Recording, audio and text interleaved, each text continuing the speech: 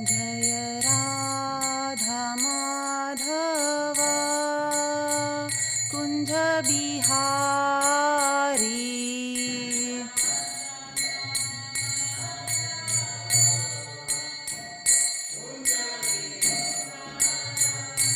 जय राधा माधव कुंज बिहारी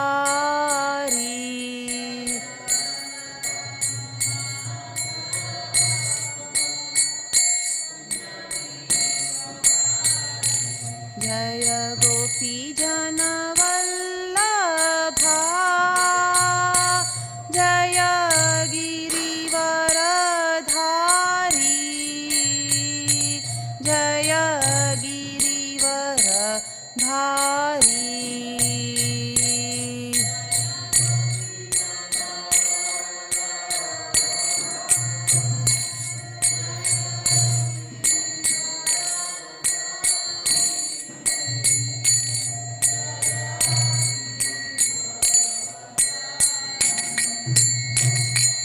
जय गोपी जन वल्लभा जय गिरिवरधारी जय गिरिवरधारी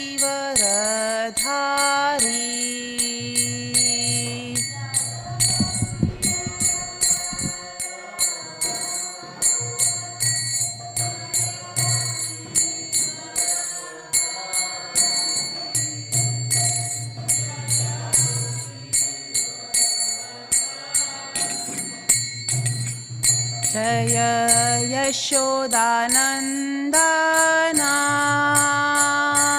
जय ब्रजजनरञ्जना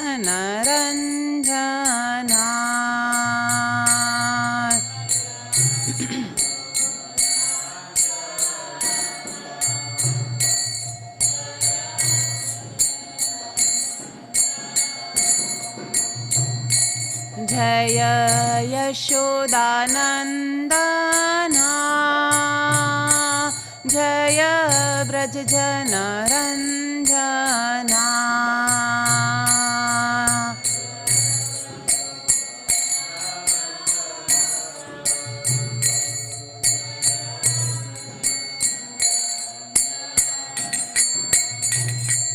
जय यमुना तीरवनचारी जय कुंज बिहारी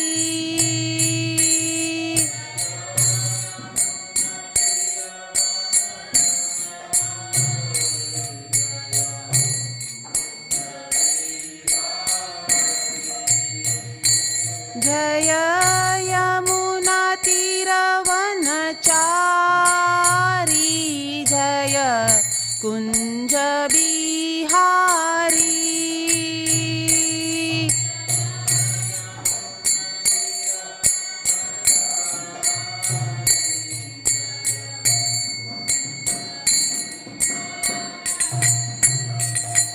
जय राधा माधवा कुंज बिहारी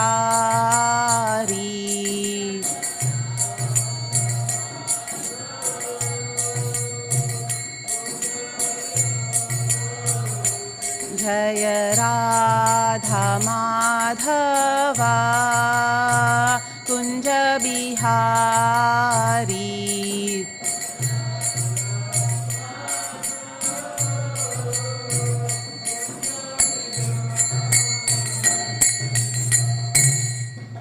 ग्रंथराज श्रीमद् भागवतम की श्रीला प्रभुपाद की जय। निताय गौर प्रेमानंदे। ओम नमो भगवते वासुदेवाय।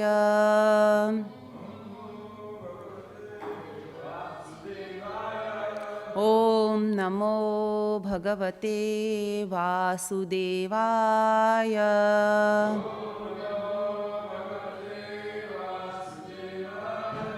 ओम नमो भगवते वासुदेवाय।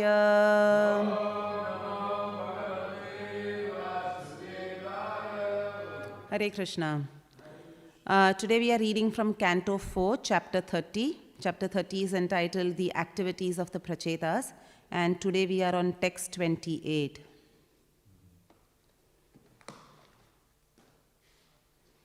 Etavatvam hi vibhubhir Etavatvam hi vibhubhir Bhavyam dineshu vatsalai Bhavyam dineshu vatsalai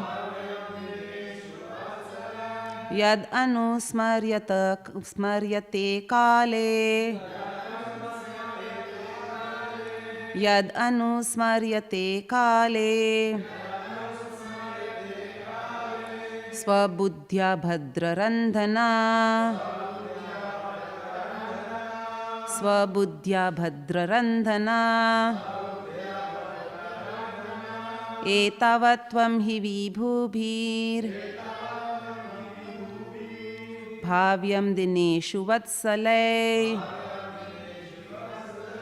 Yad anusmaryate kale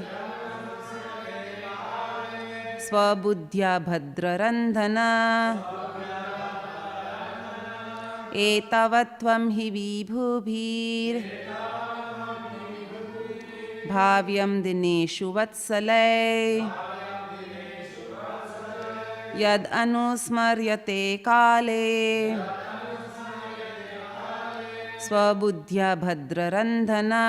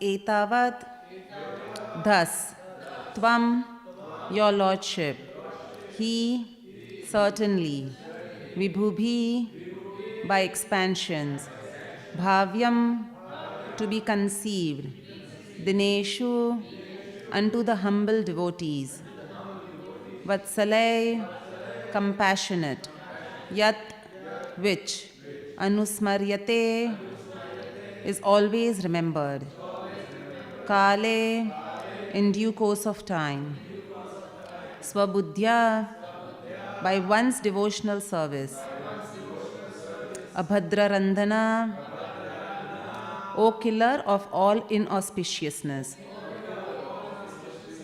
Translation and purport by His Divine Grace Srila Prabhupada. Translation. Dear Lord, you are the killer of all inauspicious things. You are compassionate upon your poor devotees through the expansions of your Archa Vigraha. You should certainly think of us as your eternal servants. Purport. The form of the Lord known as Archa Vigraha is an expansion of His unlimited potencies. When the Lord is gradually satisfied with the service of a devotee, in due course of time, He accepts the devotee as one of His many unalloyed servants. By nature, the Lord is very compassionate. Therefore, the service of the neophyte devotees is accepted by the Lord. As confirmed in Bhagavad Gita 9.26, Patram Pushpam Phalam Toyam Yoime Bhaktya Pranashyati Na Tad Aham Bhakti Upahitram Asnami Prayatatmanaha. If one offers to me with love and devotion a leaf, a flower, a fruit, or water, I will accept it. The devotee offers eatables in the form of vegetables, fruits, leaves, and water to the Archa Vigraha. The Lord, being Bhaktavatsala, compassionate upon his devotees, accepts these offerings. Atheists may think that the devotees are engaged in idol worship, but the fact is different. Janardana, the Supreme Lord, accepts bhava, the attitude of service. The neophyte devotee engaged in the worship of the Lord may not understand the value of such worship, but the Supreme Lord, being Bhaktavatsala, accepts his devotee and in due course of time takes him home. In this connection, there is a story about a Brahmana who was offering sweet rice to the Lord within his mind.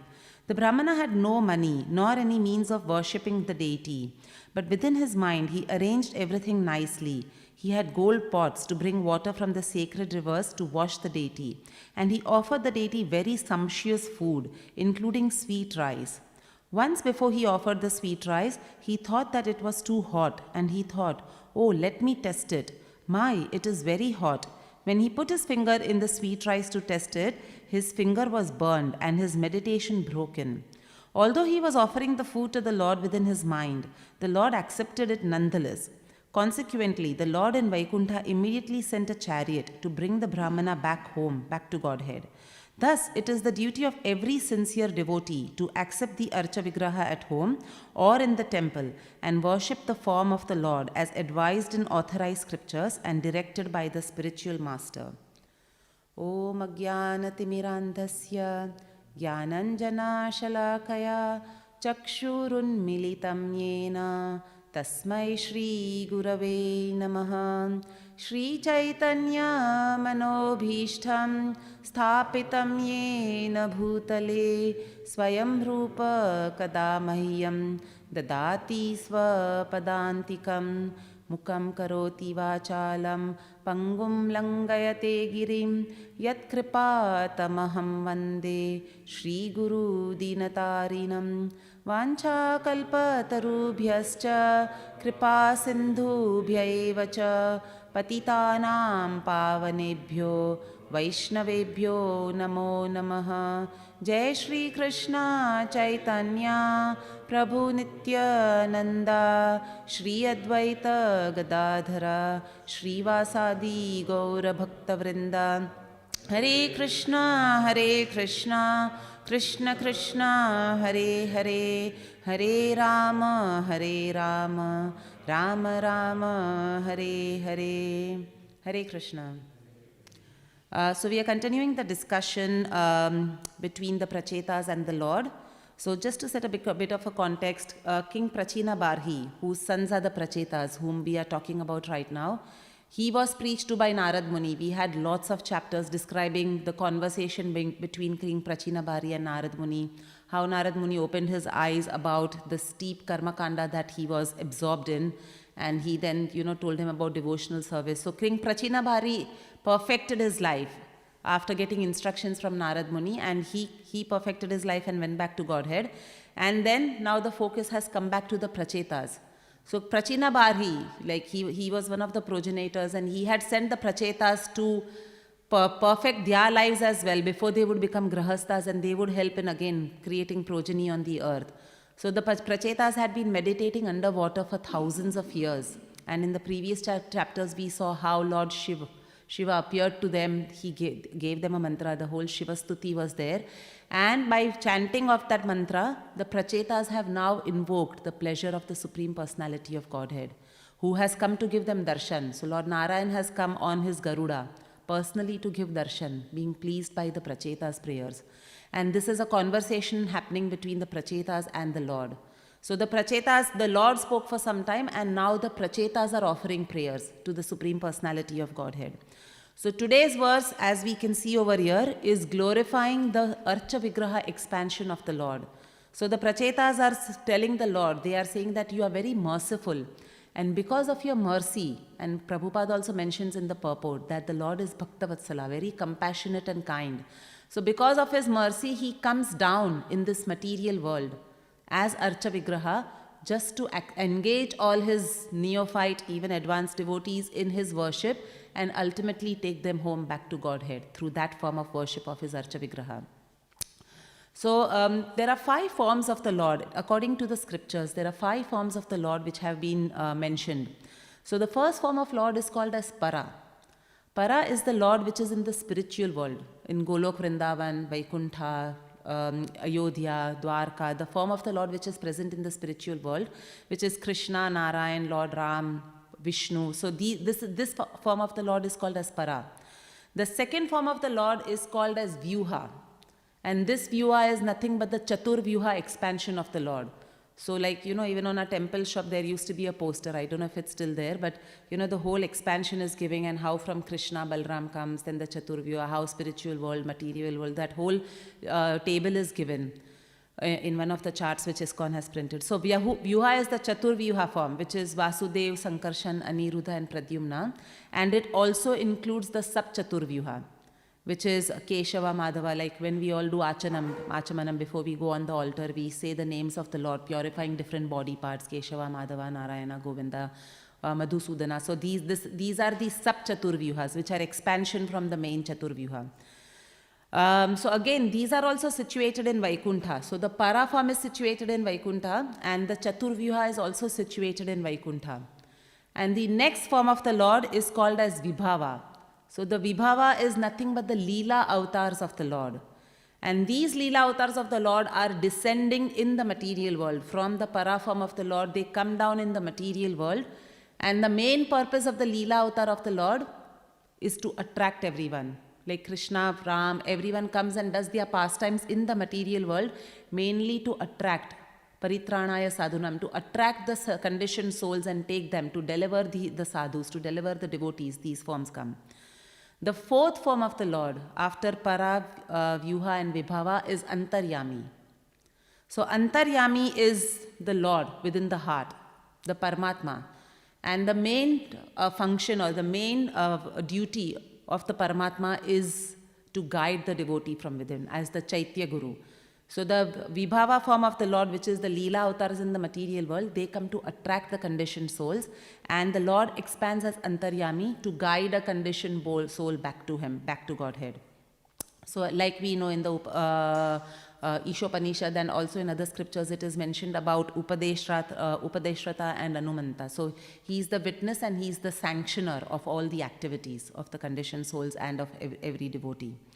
So that's the Antaryami form of the Lord. And the fifth form of the Lord, which is mentioned in the scriptures, is the Archa Vigraha form of the Lord. Now this Archa Vigraha form of the Lord, this is again the Lord himself expanding, but this is the Lord expanding in material elements. And he does that mainly so that it enables us to serve him while being in the material world. Because if we are told, oh, Lila avatar, we, do smaranam, because Lila avatars, right now there is no Lila avatar, for example, on the earth. So, we missed the boat. Chaitanya Mahaprabhu was there some time ago, but maybe we were there at that time, we weren't there, we don't know. But for us, Lila avatar is like smaranam, reading through the scriptures. That's how we will have a meditation on the Lord.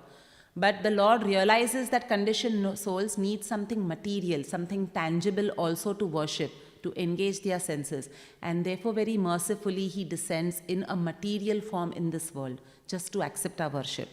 So Srila Prabhupada gives the example, and we'll elaborate on this example later. He always gives the example of the post box in the Bhagavad Gita. So he says that if you put the letter in an authorized post box, which has been authorized by the council or the government, only then will it reach the required destination. However, if we create our own post boxes, it's for anybody, it might be easy to create a red color post box which is there on the corner of some streets. But if we create our own post box and keep putting things in there, it's not going to reach the required destination. They'll just sit lying over there in that post box. So Prabhupada says that the Archa Vigraha is the authorized representation of the Lord coming down to accept everything and then take it back, like take the person also back and the worship also to the Supreme Lord. So there is that difference between idol worship and deity worship. we'll again expand on that a little bit more. But in our sampradaya, especially in ISKCON, there is a lot of importance given to deity worship, the worship of the Archa Vigraha form of the Lord. We can see every ISKCON center has gorgeous deities of the Lord which are worshipped. In fact, ISKCON temples in India, like there are so many Krishna temples, especially in India. But what makes ISKCON temples stand apart from the others is the beautiful darshan that people get. That is what attracts everyone, the gorgeous deity worship that is carried out in ISKCON temples as authorized and established by Srila Prabhupada. So, in fact, there are different forms of the Archa as well. When the Lord comes down, like we were reading about the Brahmin's example in the purport which Prabhupada was mentioning about. This Brahmin has been, this example has been given in the Chaitanya Charitamrita. So, there is a form in the mind also which can worship, which is also a form of the Lord. It's an authorized form of the Lord to worship, like the Brahmin was doing, offering all the worship in his mind.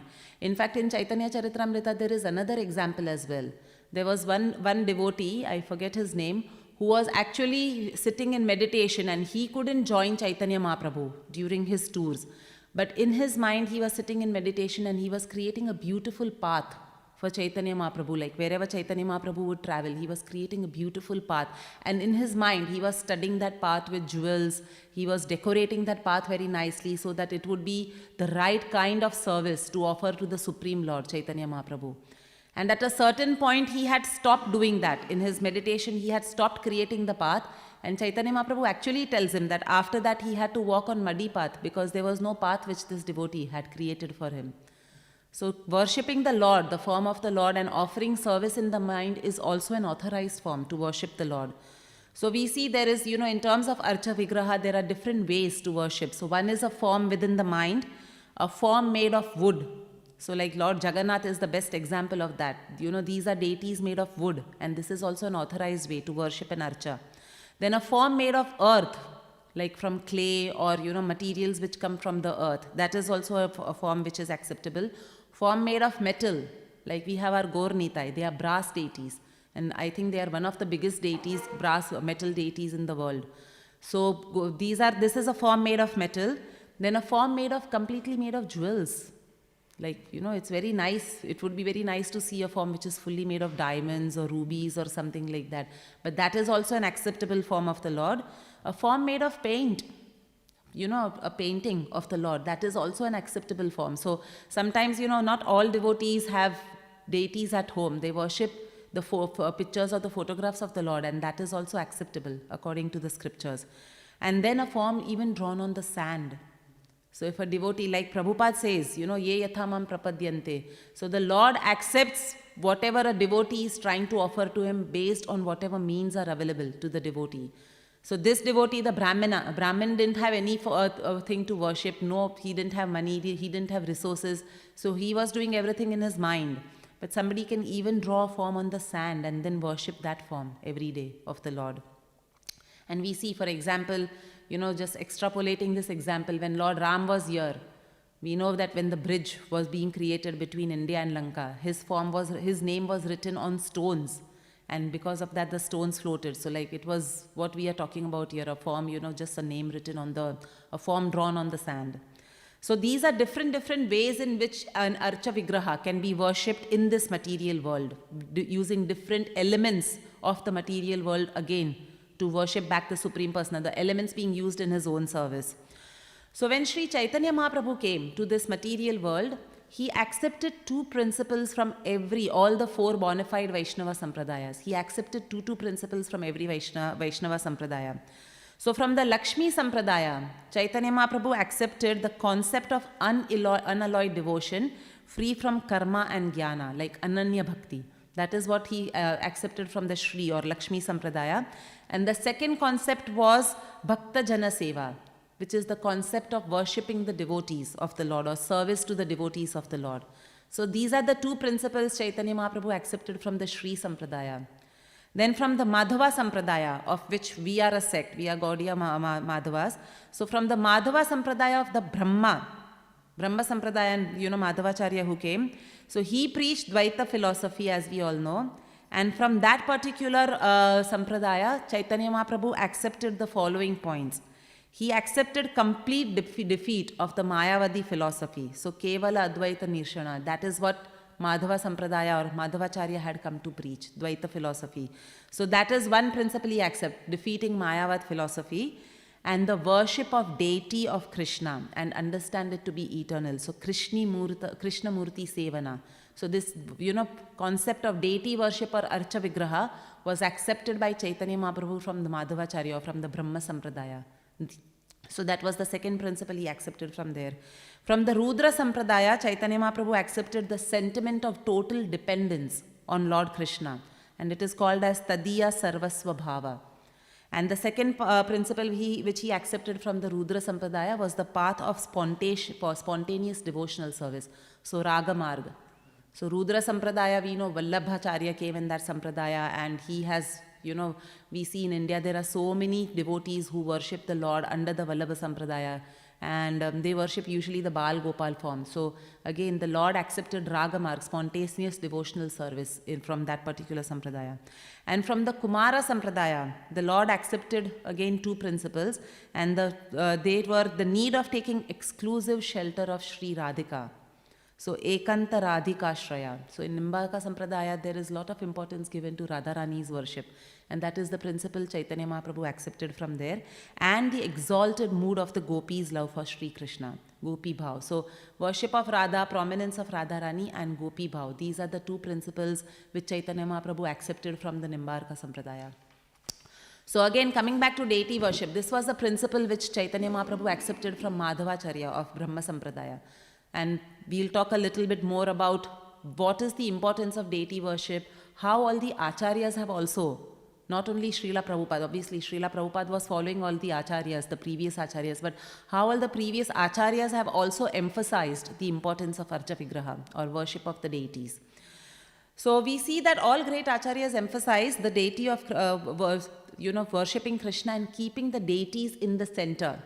And that was mainly to give a focus by which all of us can come together to remember him, to serve him and love him. So even now, after the lockdown has happened, we see how devotees are yearning to come to the temple. Now the temple has started staged darshans, and I'm, sure they get booked out as soon as we keep opening the, the windows of the darshan. That is because the temple is the center for the activities for all other devotional activities of the devotees. It's like the sun from which the rays go out. So the temple is the center, and any preaching activities, any prasadam distribution, harinam, everything we do is centered around the temple and is like offshooting from the temple. So the temple is the main center, and the deities are the main center for all the devotees. So all devotees have been feeling separation, and that is why no wonder that we see the darshans booked out so quickly. So, if we see even the great acharyas, like for example Madhavacharya, whom Chaitanya Mahaprabhu took the deity worship from, the principle of deity worship from, he was there, he was preaching very strongly against Mayavadis, he was trying to establish the Dvaita philosophy of the Lord, but even then he had also established his center in Udupi as Udupi Krishna. The mutts that he had established, and everything was focused around the worship of the deity in this mutts and different, subsects of this mutt that he had established in the country.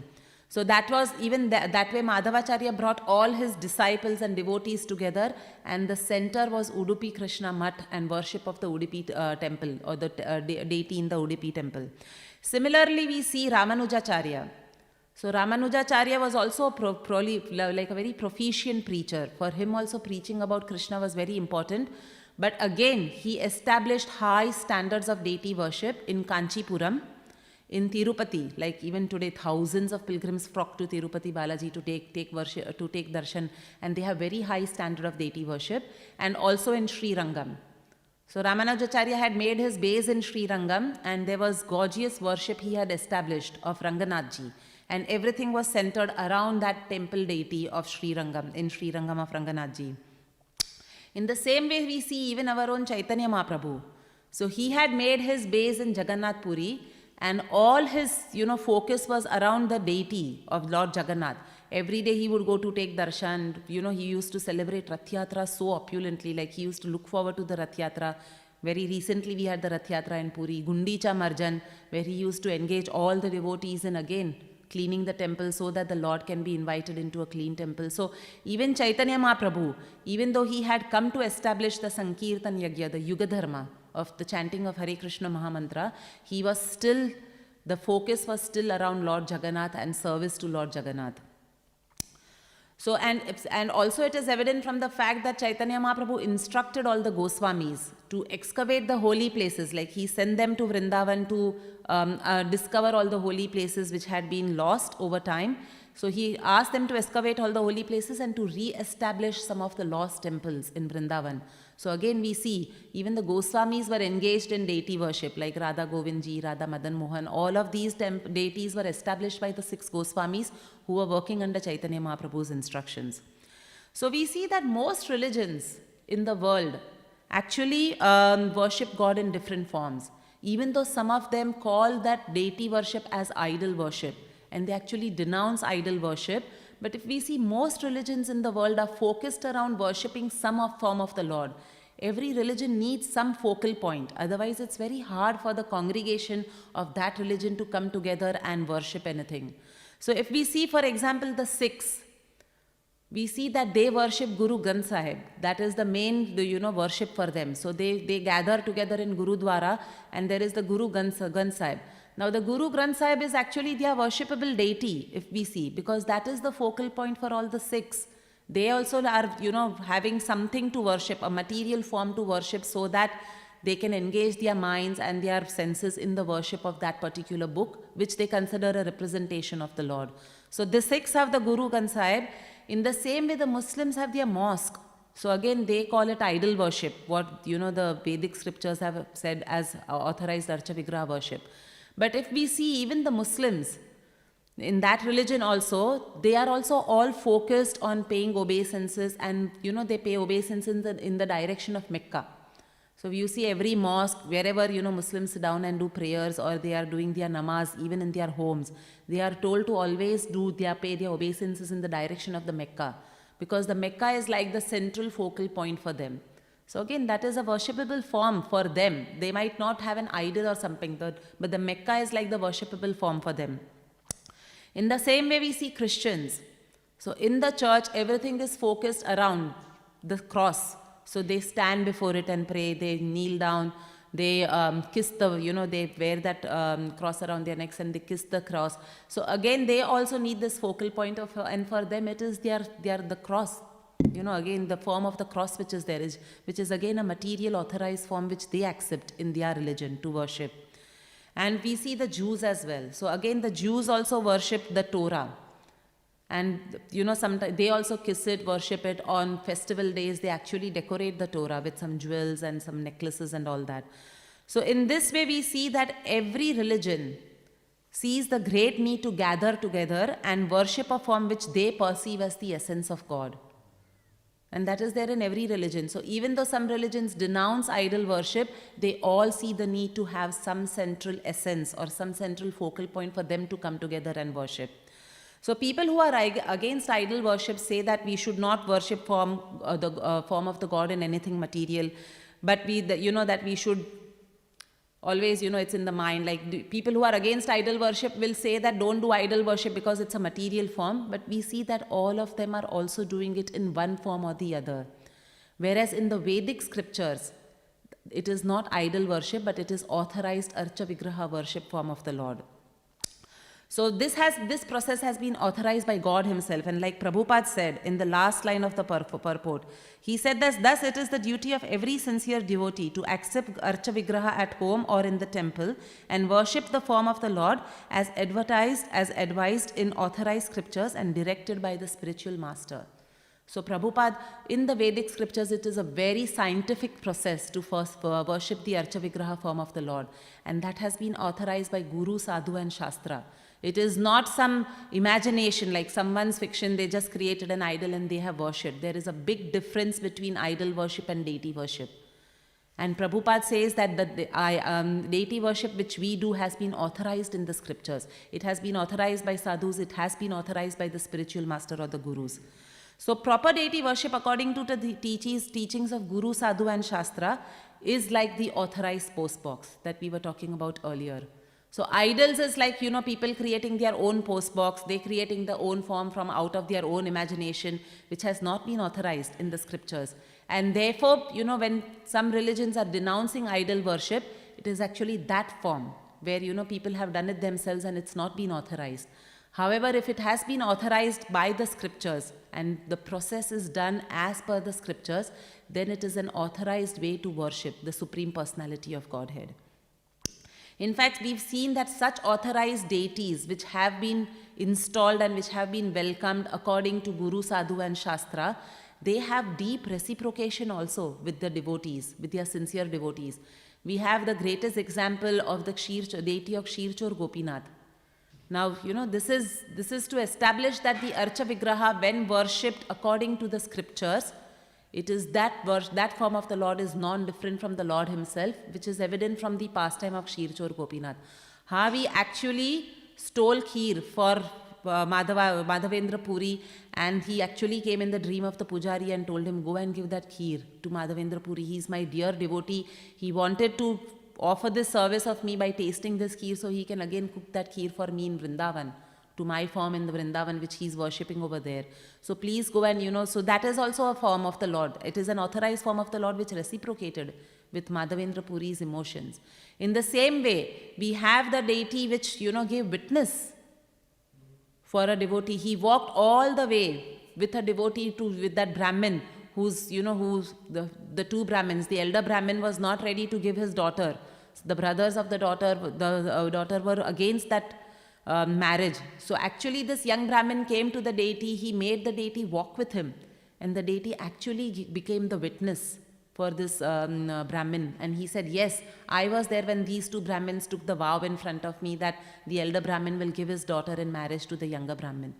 So we know how deities reciprocate, and what to speak in the, we are speaking some hundreds of years ago, but even with our own Srila Prabhupada, and I'm sure it happens with, different devotees even now. People don't reveal those innermost reciprocations which they have with the deities. But very recently, someone had shared a post on WhatsApp, on our deity WhatsApp group, where Srila Prabhupada had come to a temple to take darshan. He was visiting that temple, and the devotee was engaged in washing the plates, the bhoga plates of the Lord. That devotee was a bit spaced out at that time because he was very worried whether he should continue, he should surrender to Prabhupada or surrender to the movement, or he should leave. And his fiancée was putting pressure on him to come back, to return to his old ways. So because this devotee was a bit spaced out, he was a bit under pressure, he had not cleaned the plates properly. There was still some remnants left on the plate, and the pujari, the person who cooked the bhoga, he was in a hurry, so he also didn't observe that the plate was not clean. But when Prabhupada was taking darshan, the deity complained to Prabhupada that my plates are not very clean, can you please look into the standard of worship? And then Prabhupada actually questioned, and the devotee realized that how the deity reciprocated with Prabhupada, because Prabhupada did not know that this devotee is spaced out right now, and Prabhupada even did not have to observe the plates. But that was a reciprocation of the deity with Srila Prabhupada. In fact, when Prabhupada was visiting one of the temples, I think it was in Europe, one of the temples in Europe he was visiting, and Prabhupada has had laid down very strict standards of worship. What time the deity should be woken up and how they should be worshipped, what time bhoga should be given, what time they should be put to rest in the afternoon, what time they should be made to retire in the night. So Prabhupada has laid down all these procedures, but one of the temple had little bit flaunted the procedures because they realized there are lots of people who want to take darshan of the deities in the afternoon. So they were not putting the deity to rest in the afternoon at the time which actually, how at 1 o'clock after Rajbhog offering and Aarti, we put the deity to rest. And then we again wake them up in the afternoon at 3:30 or whatever. But because there were some guests coming who wanted to take darshan, this temple had modified that rule slightly. And they were keeping the darshan open a little longer, because of which the deities were not being put to rest at the time they should have been put. And again, when Srila Prabhupada came to take darshan of these deities, he was visiting this temple. He had no idea that the temple had, little bit changed the rule or modified the rule. But when he saw the deities, again, reciprocation with the deity, and the Prabhupada came and actually said that the deities are looking very tired. Are you all putting them to rest properly? Are they getting enough rest? And then, the devotees revealed that they had changed the rule because they wanted to keep like an extended darshan. They wanted to allow guests to have darshan. And Prabhupada immediately put a stop to that. He said, no, if you form the rules, people will realize they have to come at a certain time to take darshan, but the deities need to have enough rest because they are looking tired on the altar right now.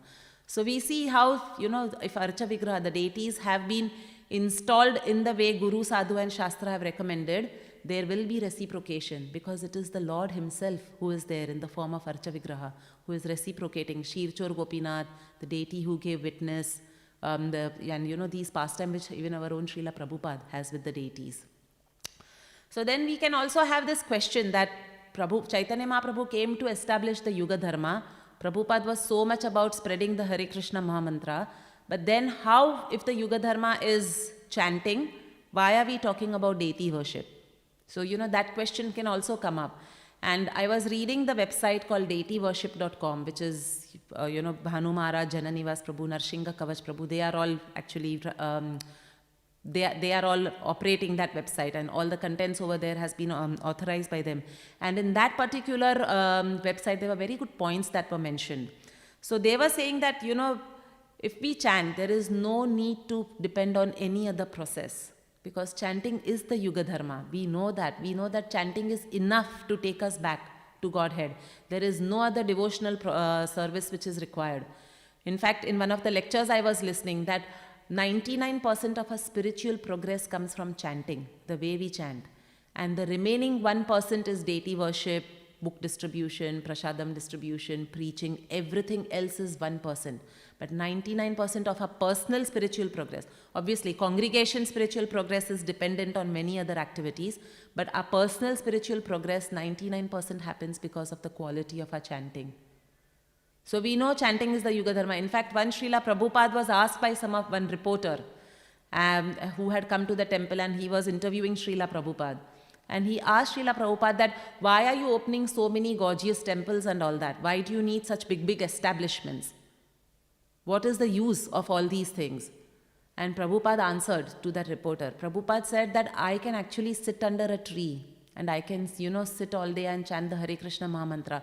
And this is evident. It's not that, Prabhupada was establishing these temples just for himself or for his own comforts. We know the austere life Prabhupada had led when he was, when came to the West. He used to live in that small room in Radha Damodar temple, cook only once a day, walk so much just to get his books printed because he didn't have enough money. So we know the austere lifestyle which Prabhupada has led. But Prabhupada told the reporter, so I am happy to sit under a tree, but he said that you will not come if I'm sitting under a tree. So these temples and this deity worship which I'm establishing, they are actually centers for preaching because that will attract people to come to the temple. And then we can obviously answer questions, like I'm sitting down and answering your questions, and you will now report it in the newspaper and it will spread all over the world for people to read. So yes, there is no need to depend on anything else if, we are just chanting purely. One can immediately get all the desired results of linking with the Lord. We know Abhinatvam Nama Naminaha, which is answered in Antya Lila. So Prabhupada writes in the purport to that particular section, 7.76, which Chaitanya Mahaprabhu is quoting, the verse Hare Nama, Hare Nama, Hare Nama Eva Kevalam. Prabhupada writes in that purport, Prabhupada says that generally in Kali Yuga especially, devotees are addicted to abominable material habits due to material contamination from previous lifetimes. So, even practicing devotees, it's very hard to give up habits which we have been conditioned to from our pre-devotional days and or from our previous lifetimes as well. So Prabhupada says, and therefore, to get quick relief from this contamination, the material contamination which is there in devotees' hearts, it is required that one engages in the practical worship of deities in the temple. Because one cannot immediately come to the pure stage, sit down and just chant all the time. In fact, once during Bhaktivedanta Saraswati Thakur's time, there was a devotee who used to just he had so much taste for chanting. So he used to just keep chanting, and some of the other devotees complained that all the time he is chanting and we have to do all these services. He is not engaging in any services at all, like deity worship or book distribution or, preaching, Harinam and all that. And Bhaktisiddhanta Saraswati Thakur said that he has developed taste for chanting, for the holy name. So please leave him alone. And he in fact challenged these disciples also who were complaining. He said that if you all want, let's put an ad in the newspaper. And let's invite people who are ready to sit and chant 24 hours a day in the temple. And we'll tell them we'll give you free lodging, free boarding. So you don't have to worry about your accommodation. You don't have to worry about eating. Everything will be provided to you. The only thing you have to do is sit and chant all the time. And he challenged that no one is going to apply for that role. So he said that this devotee has developed taste for chanting. Please allow him to, continue his chanting. So this is what we see even examples during Bhaktisiddhanta Saraswati Thakur's time, but not everybody is on that platform yet. And therefore Prabhupada explains in the worship, in that purport to Antya Lila 7.76.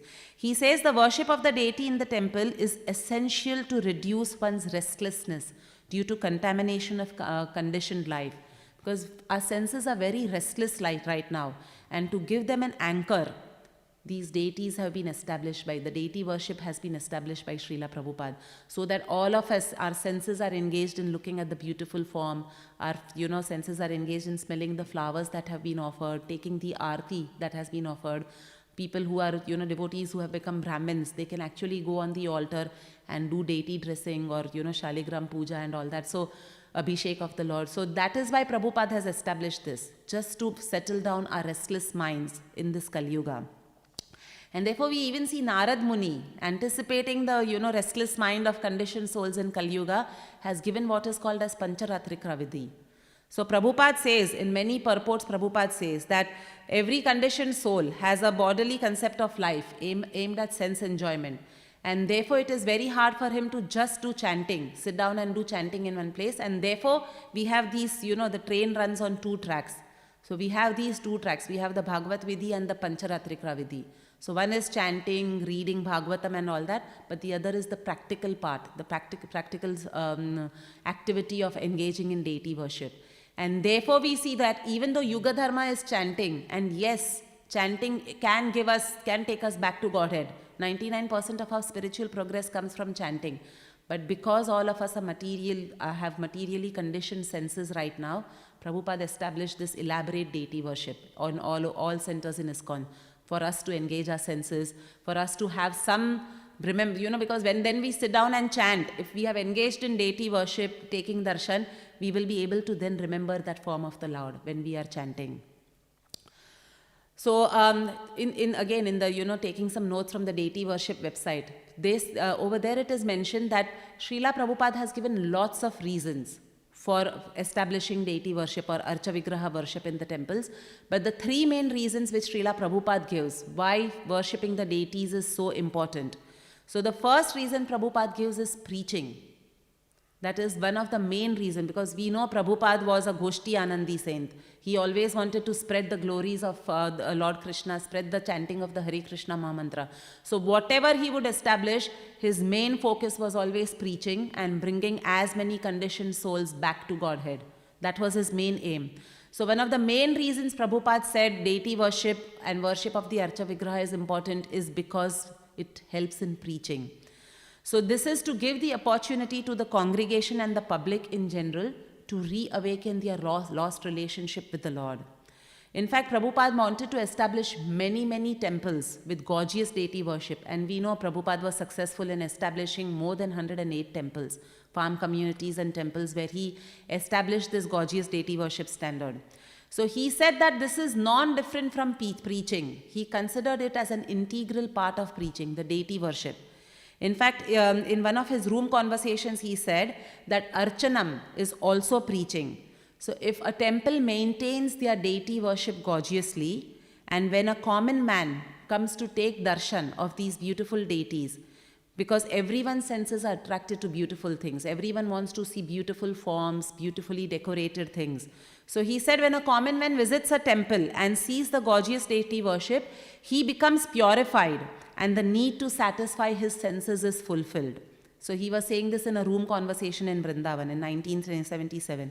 And also in the Śrīmad Bhāgavatam, in the 2nd canto, 3rd chapter, he mentions that visiting the temple for a devotee and looking at the profusely decorated forms of the Lord, and coming into the sanctified temple, naturally infuses the mundane mind of the devotee with spiritual feelings and with spiritual bhav. Like, the desires arise in the person's heart to actually take darshan. So that is why we see even, our temple, which has such high standards of deity worship, and we dress our deity so beautifully.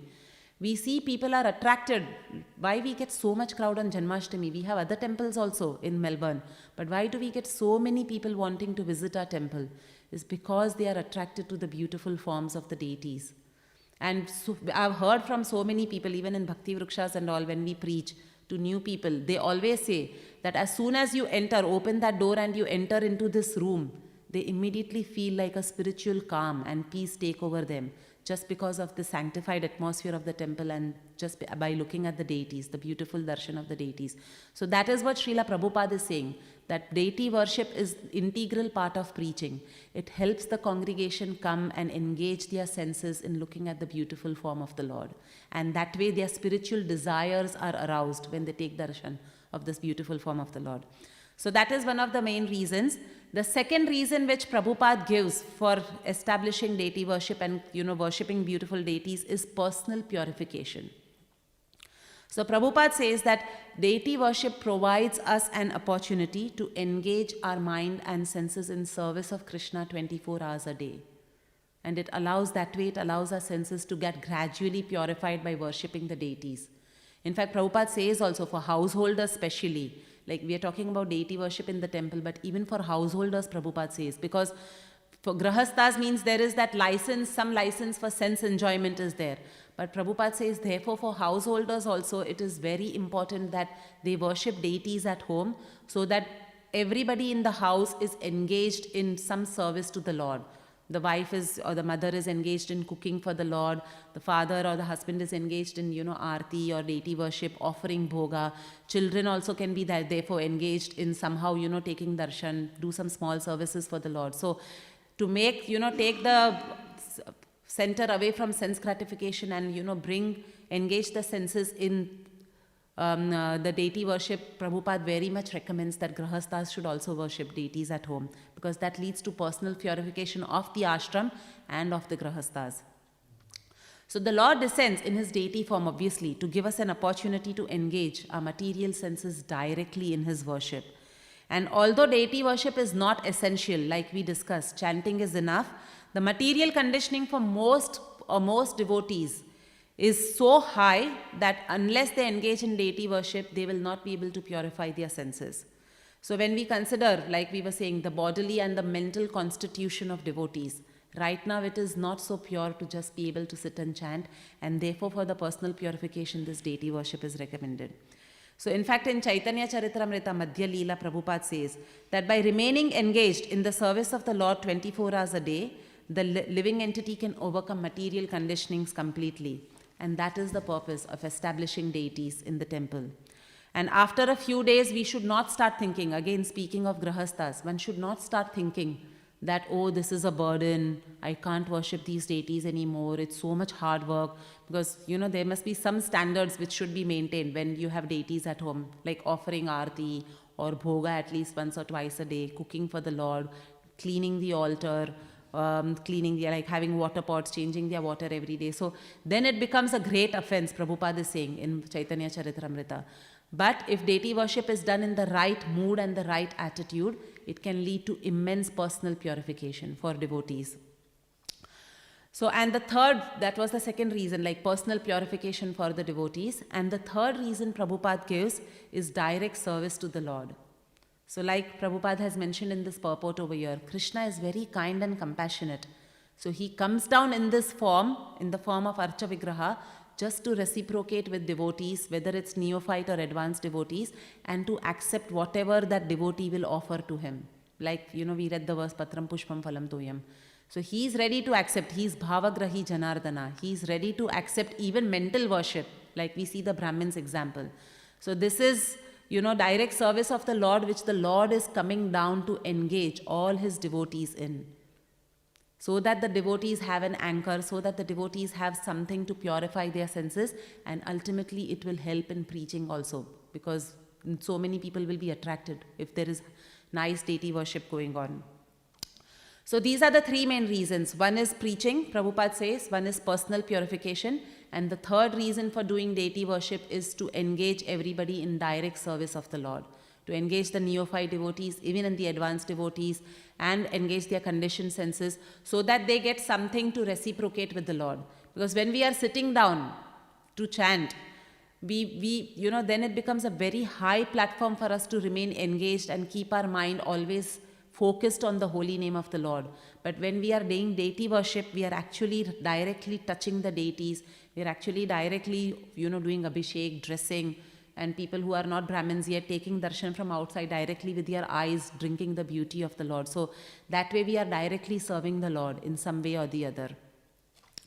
Now Prabhupada says that some of the reasons why deity worship should not be done. So we saw reasons why deity worship is important and why Archa Vigraha worship was established by Prabhupada. But some of the reasons why deity should not be welcomed or deity worship should not be done. And one of the main reasons he says over there is that, that the deities are being used as a means to earning income. So that is a reason why deity should not be established. In fact, Bhaktivedanta Saraswati Thakur actually says, he condemned temples who made a business out of deity worship.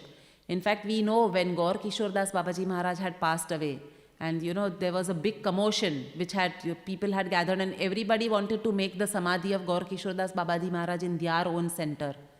And then Bhaktisiddhanta Saraswati Thakur came and challenged everybody. And he said, everyone wants to make a center, make his Samadhi in their center, because then you all know people will come to take darshan. He was such a great saint, and that way you will get income for your center. And he condemned that sort of attitude.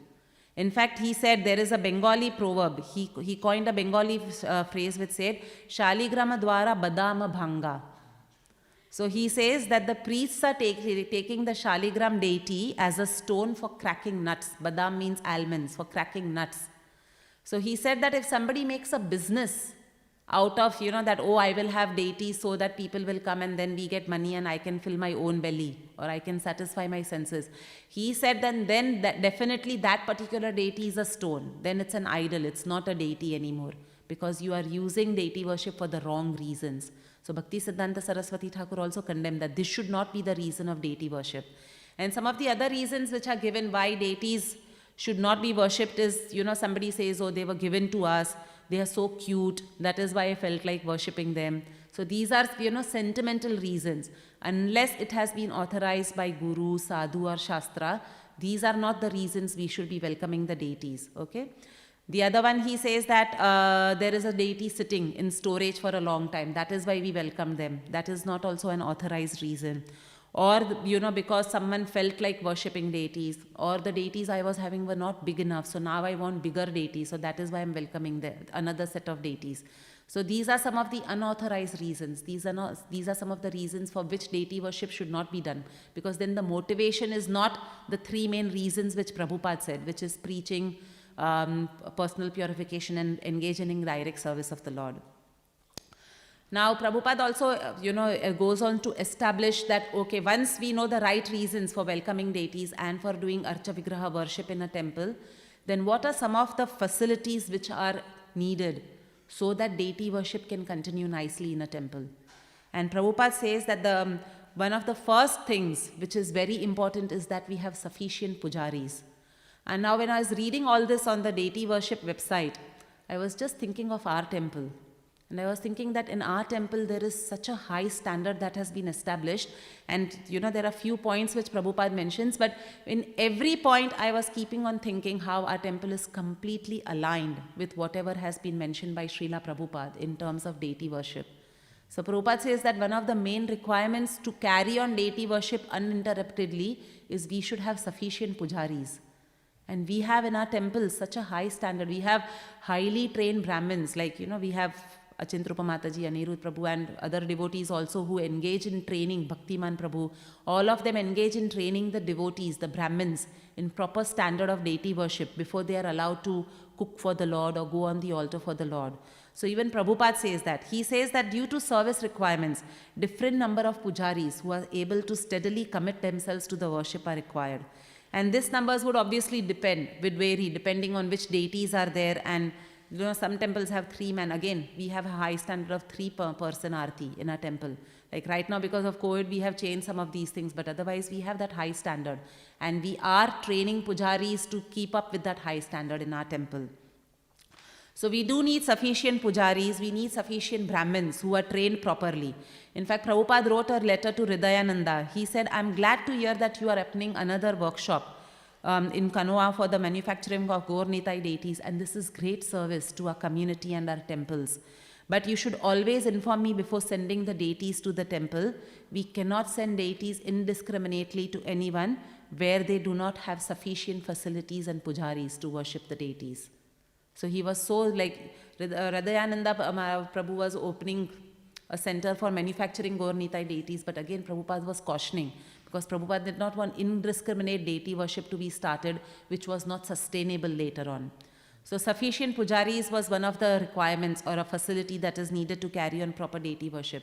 The second thing Prabhupada says is ownership of the property. So Prabhupada says that once Prana Pratishtha has been done, we have authorized we've done authorized welcome of the deities. So Prana Pratishtha is the way in which the Lord is invoked, the Lord's presence is invoked, and he's invited to come and reside in the deity. And that is what makes this deity Archavigraha. And therefore we see temple deities have so much more potency. So devotees living near the temple actually are encouraged to consider their temple deities as their main worshipable deities. And because there is so much potency, because they have been welcomed in the form authorized way of Prana Pratishtha. So Prabhupada says that once deities, according to Vedic culture, once this worship has started for, deities, especially where Prana Pratishtha has been done, then the deity should not be moved from one place to another. And therefore ownership of the property is very important. So therefore if an ISKCON temple does not own the property, then there might be a risk that the deities which might have to be moved. And again, thinking of our temple, our deities, we had a small center years and years ago, but after that for so many years we've been worshipping our deity in this temple uninterruptedly with sufficient number of pujaris. So again, I was thinking of our temple when I read about this point. In fact, he said also in a letter to Hamsaduta in 1975, he said that regarding the Frankfurt Temple and deity program, unless we have got our own building, this proposal of deity worship should be postponed. Do not install the deities unless you have obtained your own building and you have purchased the property. He wrote to Hamsaduta in a letter. And then obviously stability. So the first one was sufficient pujaris, ownership of the property, and the third facility that is very important is stability.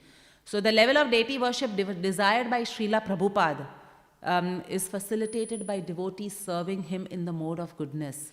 And therefore ample funding is also required. So unless a temple is stable, we have a congregation which is supporting the temple, or book distribution, restaurants, again supporting the temple with income. Enough funding is there. It is not possible to have stable deity worship go on for years and years. And again, I was thinking of our temple. Like, we have such nice facilities. We have, such beautiful dresses for the deities, such beautiful ornaments, jewelry. And we have this stability which is required to continue deity worship for a long time in our temple. Also steady management, Prabhupada says. So if this management is not steady, and there is change in management, because with change in management come change in principles. Because obviously whenever in offices we know, whenever a new manager comes, he wants to announce his presence and show that he has arrived by changing some of the things. Oh, we are doing it for the better, he will say. So change in management always brings in change in principles also, which had been established. So Prabhupada says steady management is very important again for uninterrupted and stable devotional service. And again, in our temple, we've had Anirudh Prabhu and Achindra Mataji, as the temple president for years and years. And therefore, we see they are maintaining the standards which had been established by Kurma Prabhu and, others who had established this temple early. So those temple standards have been maintained almost for 40-45 years now in our temple. Also steady pujaris. So we need a consistent number of pujaris, sufficient pujaris, but also steady pujaris who worship the deities for years and years, who don't consider it as a burden.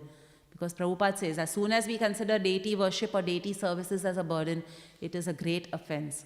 So therefore, steady pujaris who are ready to stay committed, for whom the deities are actually their life and soul. So we need these pujaris who have this continuous reciprocation from the Lord and who are very inspired to stay committed to doing that worship for years and years. And obviously adequate facilities, like have a proper pujari room, paraphernalia room, facilities for storing the deity's dresses, jewelries, a proper kitchen for cooking for the Lord. So these are some of the facilities also which are required for deity worship to continue in a temple, again, which our temple is maintaining so beautifully. And Prabhupada, in terms of which deity should be welcomed, we'll discuss that in 2 minutes and end the class. So Prabhupada normally recommended, again, this is there in this the website, he normally recommended the worship of Radha Krishna, Gaur Nitai and Jagannath Baldev Subhadra. These are the standard deities which Prabhupada wanted every ISKCON temple to have.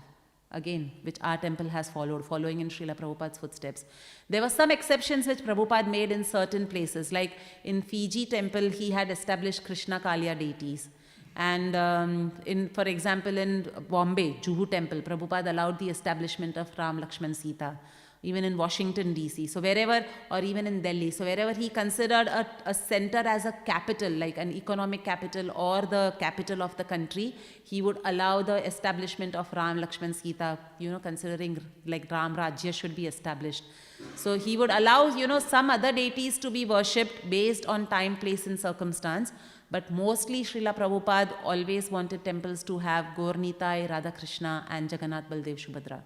In fact, there was, following in the footsteps of Vrindavan temple, where we have Krishna Balram deities as well, there was another temple who wanted to establish Krishna Balram during Prabhupada's times.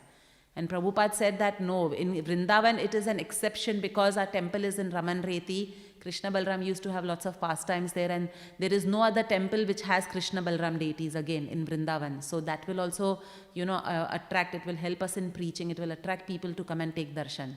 So that is why we've established Krishna Balram, but otherwise he told that a person who wanted to have Krishna Balram deities that let's only have Radha Krishna, Jagannath Baldev Subhadra and Gaur Nitai deities. Gaur Nitai are Krishna Balram. That's what Prabhupada explained to that devotee.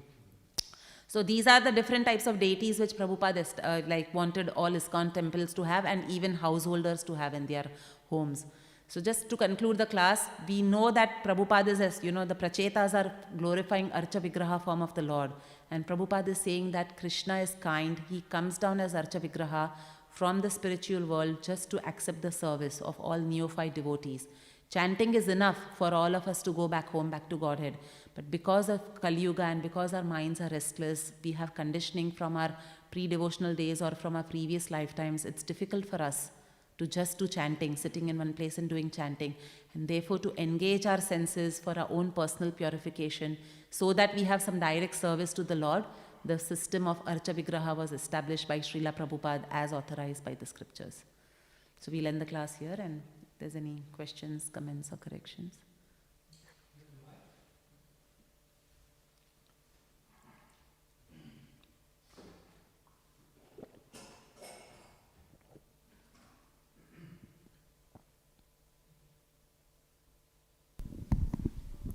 For the nice class, Mataji.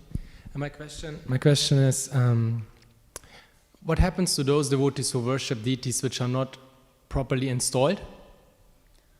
Like for some very new devotees or neophytes or even devotees who are not really connected to ISKCON. Will they get benefit? So you're talking about deities, home deity worship? So for home, obviously there is quite a lot of flexibility. Usually in home, prana pratishtha is not done of the deities like it is done in the temple, where we invoke the presence of the Lord. There is a whole authorized, procedure which is mentioned in the scriptures on how to do prana pratishtha.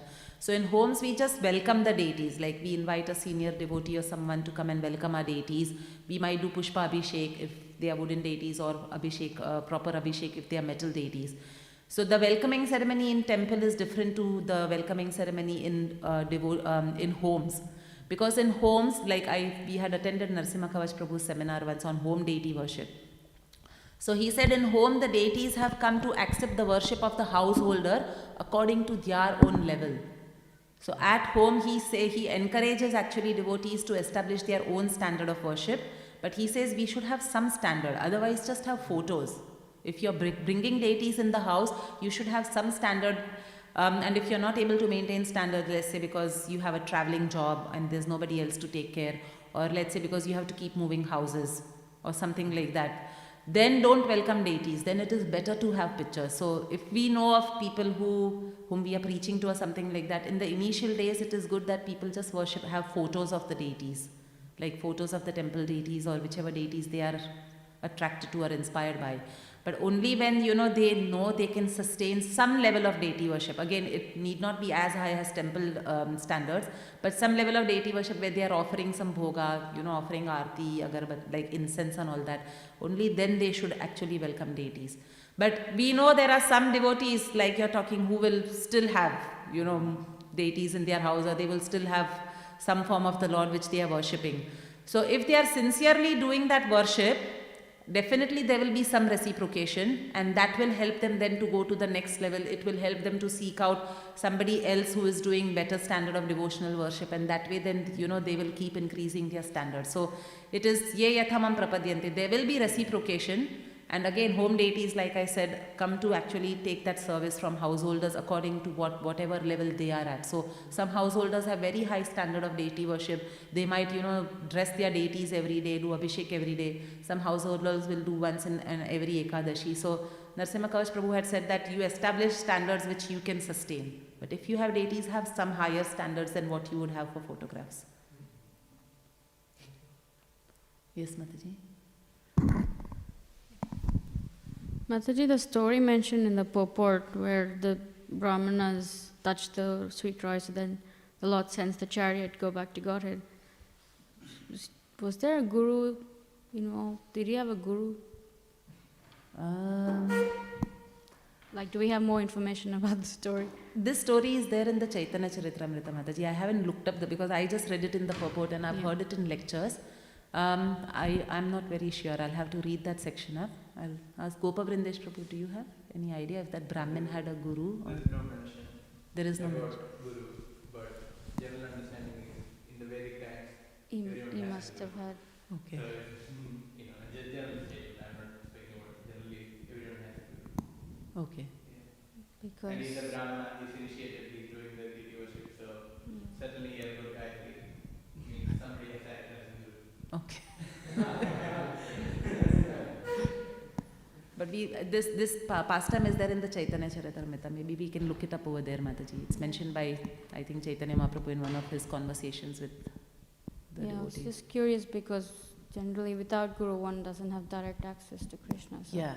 So like Gopa Vrindesh Prabhu said, maybe he Must was have. initiated by a guru. Thank you. No problem. Any other questions or comments?